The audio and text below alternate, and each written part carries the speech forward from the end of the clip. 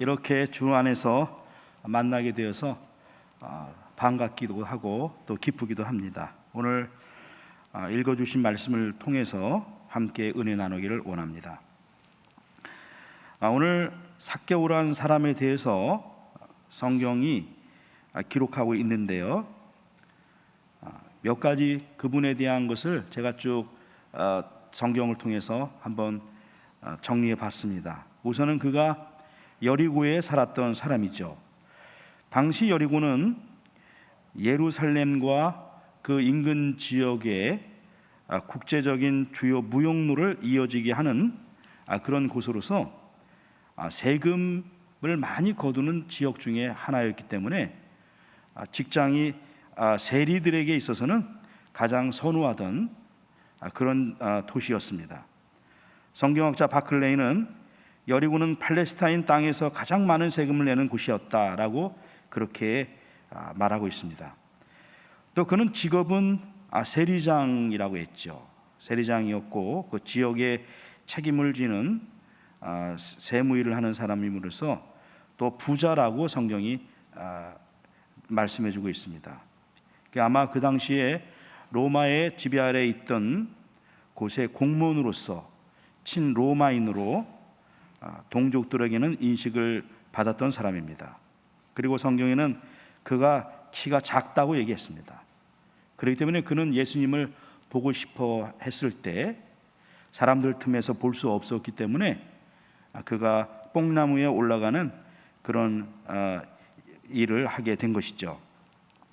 이 삭개오라고 하는 이름의 뜻은 청결하다, 순수하다라고 하는 뜻이라고 합니다. 그는 죄인이면서 자기 백성들로부터 욕을 먹던 사람이었습니다. 비록 그가 직책도 있었고 또 돈도 있었지만은, 근데 그렇지만 또 그것들로 살 수 없는 그런 평판에 있어서는 그가 좋은 소리에 들지 못했던 사람입니다. 오늘은 특별한 만남이라고 하는 주제인데요, 예수님을 만난 사람들 중에는 흔히들 과거가 있는 사람들이 많습니다. 그러니까 이 말뜻은 대부분의 한국 사람들은 이해를 합니다. 저 사람 과거가 있다, 그렇게 하면 그리 긍정적인 평가는 아니죠. 성경은 수많은 과거가 있는 사람들이 하나님을 만나고 변화된 이야기들로 가득 차 있습니다. 어떻게 보면 우리는 참 멋진 신사숙녀로 살아가고 있지만은 과거에 나의 과거가 드러나거나 내 과거가 누구에게 알려지는 것이 참 두려운 마음을 가지고 살아가는 사람도 참 많이 있을 것입니다.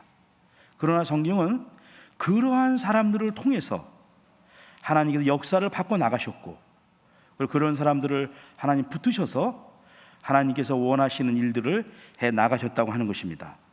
모세는 40세에 동족을 괴롭히던 애굽 사람을 쳐서 죽이고 도망쳐서 40년 동안 무명의 삶을 살았던 사람입니다. 사울이라고 하는 사람은 예수 믿는 사람들을 핍박하고 잡아서 감옥에 넣고 또 사형 판결을 주도하던 사람이었죠. 이 사마리아의 복음화의 첫 문을 열었던 그 사람은 우물가의 여인이었습니다. 그 사람은 남편이 6이나 있던, 어떻게 보면 과거가 화려했던 사람이었습니다. 이런 사람들 중에 한 사람이 바로 오늘 삭개오입니다. 그의 과거에 대해서는 우리가 살펴본 바입니다.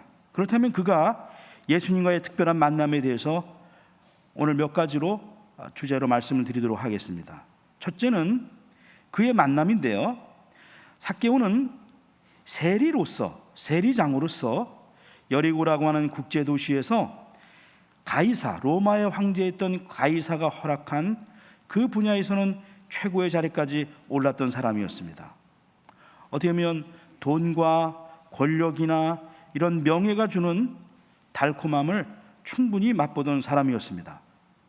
그런데 그가 소문을 통해서, 들리는 풍문을 통해서 예수란 사람에 대해서 알고 싶은 욕구가 그 마음속에 일어나게 된 것입니다. 사실은 우리 속에는 세상에 우리가 추구하고 있는 것들로 채워지지 않는 어떤 이런 홀이 있다고 그렇게 이야기를 하고 있죠. 결국은 그는 예수님을 보기 위해서 뽕나무 위로 올라가도록 그것이 이끌게 된 것입니다. 사실 우리가 과거가 있는 사람들이 어떤 영적인 갈망이나 영적인 소원에서 소원을 가지고 있다고 하는 것에 대해서 무시할 때가 많이 있습니다. 어떻게 저렇게 흉악하고 저렇게 더러운 그런 죄인이 무슨 하나님에 대한 순수한 마음이 있을까? 그런 의심을 우리가 가질 때가 있습니다. 저는 20년 동안 몽골인들 속에서 살아왔는데 수많은 마리아들을 알고 있습니다. 수많은 모세와 사울과 사마리아 여인들을 알고 있습니다.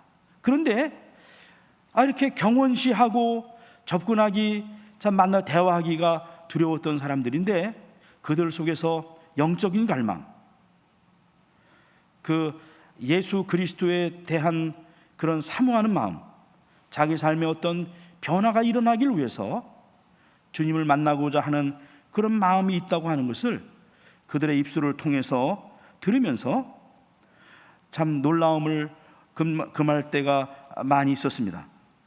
그들의 공통점은 뭐냐? 그것은 그들이 예수님을 만났다고 하는 것입니다. 오늘 말씀에서 저에게 가장 충격을 주었던 것은 나무 위에서 예수님을 바라보던 삭개오에게 주님께서 다가가셨습니다. 그리고 삭개오야 속히 내려오라. 그리고 주님께서 말씀하셨는데 주님께서 삭개오의 이름을 어떻게 알고 계셨지? 그게 제가 궁금했던 것입니다. 분명히 이전에는 두 사람이 만난 적이 없었을 텐데 그래서 제가 아내한테 어떻게 아는 거지? 이렇게 물어봤더니 저희 아내는 약간 심드렁하게 예수님은 다 알고 있잖아. 감동이 없어요. 의뢰 그런 것처럼 얘기를 해서 제가 별로 기분이 안 좋았습니다. 깜짝 놀라야 되는데 놀라지 않아가지고. 근데 어쨌거나 예수님께서 처음 보는 그 삭개오에 대해서 삭개오야 속히 내려와라. 내가 오늘 너희 집에 유해해야 되겠다. 그 말씀을 하시는데 그 삭개오는 얼마나 마음에 가슴이 두근거렸을까 하는 생각을 해봅니다. 근데 저가 삭개오의 마음을 좀 더 여러분보다 더 많이 알 수 있는 것이 하나가 뭐냐면 제가 별로 키가 크지 않다는 것입니다. 그래서 삭개오의 마음이 조금 나무를 올라갔던 그 삭개오의 마음이 제가 조금 더 이해가 되는 것 같다 생각을 해봅니다. 제가 예수님을 만나고 나서 알게 된 것은 예수님이 전에 이미 나를 알고 계셨다는 것입니다. 예수님과의 만남이 나에게 은혜가 됐던 것은 예수님이 나를 이미 이전부터 사랑하고 계셨다고 하는 것입니다. 이름을 불러서 삭개오야 내려와라. 그래서 우리가 세상에서 주는 것들을 통해서 하늘의 기쁨을 맛보지 못하고 뭔가 이건 아닌데 라고 하는 마음을 가지고 나 주님만 만나보고 싶다. 주님과의 만남을 원하는 사람들에게 분명히 여러분들에게 여러분의 이름을 부르시면서 속히 내려오라. 내가 오늘 너희 집에 유하야겠다. 그렇게 다가오실 주님이 언젠가는 그 때에 특별한 시간에 그런 만남이 여러분에게 있을 것을 믿습니다.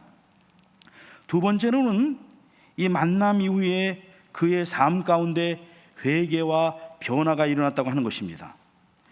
이 8절에 보면 삭개오가 주께 여짜오되 주여 보시옵소서 내 가지고 있는 모든 소유 가운데 반을 가난한 자들에게 주겠사오며 만일 내가 누구의 것을 강제로 빼앗은 것이 있으면 4배나 내가 갚아주겠습니다. 그렇게 그가 이야기를 하고 있는 것입니다.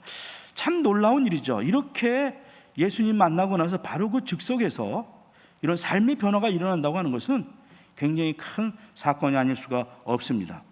이 약속이 어떤 강요에 의한 것이나 어떤 암시를 통해서 주어진 것이라면 무슨 의미가 있겠습니까? 그러나 주님께서 말씀하시는 그 여리고에 임해서 어떤 그런 거에 대한 얘기가 없이 삭개오가 주님을 만난 다음에 자기 가운데 있는 그런 갈망이나 변화에 대한 그런 간절한 소원이 이렇게 삶의 구체적인 상황에서 드러났다고 하는 것이 참 귀하다는 생각을 해보게 됩니다. 이 삭개오의 이런 결단은 그가 예수님을 만난 후에 삶의 기준이 변화되는 과정을 보여주고 있는 것입니다. 그가 물질적인 영역에서 모으고 쌓으면서 그것을 보면서 누리던 기쁨을 이제는 나누고 베푸는 삶을 통해서 얻고자 하는 결단이 거기에 드러나 있는 것입니다. 또 하나는 그가 거짓과 또 강제를 통해서 얻었던 자기 삶의 만족에서 이제는 정직하고 진실된 삶을 통해서 내가 기쁨을 누리겠다고 하는 의지를 반영하게 되는 것입니다. 우리 크리스찬들은요, 어떤 거짓이나 부정직을 통해서 내가 눈에 보이는 어떤 것을 쌓게 됐을 때 마음에 불편해야 정상입니다. 때로는 우리는 한번 거짓을 눈 감고 지나가면 조금만 비겁해지면 어떻게 우리 삶에 참 눈에 보이는 것들을 누릴 수 있는 기회가 찾아올 때가 있죠. 그 아주 큰 수치가 아니라도 그런 그 유혹이 다가오게 될 때, 그러나 그러한 것들이 결국은 내 삶의 본질적인 부분을 갉아먹는다는 것을 아는 사람만이 이러한 고백과 결단을 할 수 있다고 하는 것입니다. 내 삶의 어떤 불의와 거짓을 통해서 얻어지는 모든 이익과 열매를 거절하는 기독교인의 단호함과 거룩성을 삭개오를 통해서 우리는 알 수 있는 것입니다. 존 웨슬리 목사님은 성도의 중생이 사회적인 성화로 이어져야 된다, 그렇게 말씀하고 있는 것입니다. 내 개인이 구원받은 회개의 삶이 내 주변의 가정과 또 내가 속해 있는 집단과 나아가서는 나라와 이런 또 세계 가운데 그곳의 성화, 깨끗해지고 거룩해지는 것과 연결되어야 된다, 그렇게 이야기를 했습니다. 세 번째, 이 삭개오의 그 구원의 과정에 대해서 말씀드리겠습니다. 예수님께서요, 이 집에 오늘 구원이 이 집에 이르렀다 그랬습니다. 이 사람도 아브라함의 자손이다 그랬습니다. 저는 사실 이 말씀을 가지고 묵상을 많이 했습니다. 예수님께서 너무 파격적인 게 아니신가? 오늘 이제 믿은 사람인데, 그리고 아직 뭐 재산이나 이런 거 다 나눠준 것도 아닌데, 오늘 구원이 너에게 임했다고 하지 않고 이 집이라고 분명히 얘기했습니다. 가정이라서, 패밀리, 이 패밀리에 구원이 이르렀다고 말씀하고 있고, 이 사람도 아브라함의 자손이라고 그렇게 말씀을 했습니다. 여러분, 어떻게 보면 가지고 있는 재산을 나누고 또 거짓된 것을 원래대로 회복시키는 이런 것을 통해서 예수님께 이런 걸 했기 때문에 예수님께서 이 사람을 귀하게 보시고 구원한 건가, 그렇게 생각할 수도 있는데 그 순서가 잘못된 것입니다. 기독교인들이 아는 바는 우리는 오직 예수 그리스도를 믿음을 통해서만 구원이 이루어진, 구원은 믿음을 통해서만 이루어지는 영역이라는 것을 우리가 알고 있습니다. 그런데 예수님은 삭개오뿐만 아니라 이 집에 구원이 일어났다고 인정을 해주시고 이 사람도 아브라함의 후손이라고 선언을 했습니다. 여러분, 구원은 반드시 영적인 중생을 통해서 이루어집니다. 그렇기 때문에 예수님의 이 구원 선언에 대해서는 좀 더 깊은 숙고가 필요한 것입니다. 여기 이제 8절에 보면은 주여 보시옵소서라고 하는 말이 나옵니다. 주여 보시옵소서. 그가 가난한 자들에게 부정직한 것들에 대해서 어떤 걸 고백을 하고 선언을 할 때 그 앞에 주여 보시옵소서, 원문에 보니까 무퀴리에라 그래서 나의 주여라고 하는 말입니다. 나의 주여. 이게 지금 우리는 나의 주여라고 하는 말이 우린 크리스찬으로서 오랜 동안 세월을 보냈기 때문에 이게 어떤 의미가 있는지 그거 생생한 살갗이 뜯어지는 그런 아픔, 그 생생함을 우리는 많이 잊어버렸죠. 근데 이 나의 주여 무 퀴리에라고 하는 이것은 그 당시와 그 이후에 기독교 핍박이 있는 300년 동안의 시간 동안에 이 말 한마디 때문에 십자가에서 화형을 당하고 그다음에 맹수들에게 물려 죽게 되고 그리고 정말 수십 가지 수백 가지가 넘는 그런 고통 속에서 죽어가는 원인이 됐던 것입니다. 왜냐하면 오직 로마 제국에서는 오직 황제만이, 카이사만이 그런 그리스도 퀴리에 그 주라고 하는 그 킹십, 로드십을 인정을 해야 되는데 이때 삭개오는 이미 그가 어떤 사회적인 성화로 넘어가기 전에 중생의 과정을 어떻게 증명했냐? 그것은 나의 주여, 주여 보시옵소서 그렇게 고백을 하게 된 것입니다. 그가 자기의 것을 구제하는 일과 거짓된 재물에 대해서 원상복귀와 피와 보상까지 하겠다는 선언은 그가 예수님을 주로 고백한 믿음에서 시작되게 된 것입니다. 이 순서가 굉장히 중요한 것이죠. 그는 카이사르를 주로 고백했던 로마의 고위 공문이었던 삭개오가 사람들 앞에서 예수를 나의 주로 고백함으로 구원의 은혜를 그가 입술로 증거했고, 그리고 그가 그리스도의 왕권을 인정하여 자기의 삶을 드리기로 그가 결정을 하게 된 것입니다. 여러분, 우리가 킹십을, 로드십을 인정한다고 하는 것은 그분의 다스림 안으로 들어간다는 것입니다. 그것은 내가 추구하고 내가 따르던 것들과의 관계를 바르게 하는 것입니다. 예수님을 주로 고백한다는 것은 내가 이 물질 세계에서, 보이는 세계에서 그런 것들 대상들과 나의 관계가 바르게 잡아가는 과정이 뒤따라오게 되는 것입니다. 예수님을 주로 영접하는 자들은 물질 세계와의 올바른 관계를 회복하게 되는 것입니다. 구원받은 자들은 소유물과의 관계를 회복하는데 하나님의 뜻을 따라서 청지기직으로 회복하게 되는 것입니다. 나에게 주어진 시간, 나한테 주어진 탤런트, 나한테 주어진 모든 것들, 여러분이 눈으로 확인하고 누리는 모든 것들이 결국은 언젠가는 내가 청지기로서 하나님 앞에 서서 그런 것들을 어떻게 사용했는지, 그런 것들을 말해야 될 때가 온다고 하는 그런 것들이 그걸 알게 되는 것입니다. 100세에 얻은 아들이라도 주신 하나님께서 제물로 드리라고 하게 됐을 때 너무나 과감하고 뒤돌아보지 않고 모리아 산에서 그 아들에게 심장에 칼을 갖다 대려고 할 때 그 천사가 아브라함아, 아브라함, 하나님의 음성이 들리죠. 너 너무 급하다. 여기까지는 아니야. 너 마음만 하기를 원했어.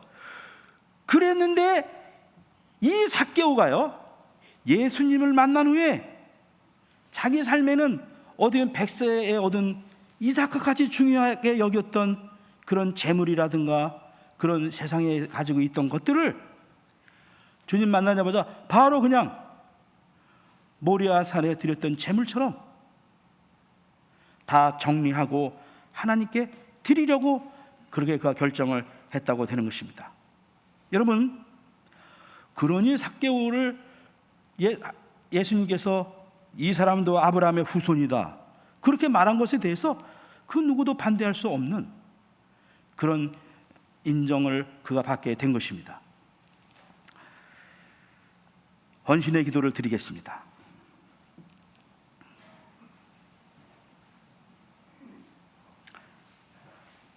주님과의 만남을 소중히 여기고 회개하고 변화되어 하나님 나라를 위해서 나를 드려 열매 맺는 삶이 되게 하소서. 예수님의 이름으로 기도드립니다. 아멘.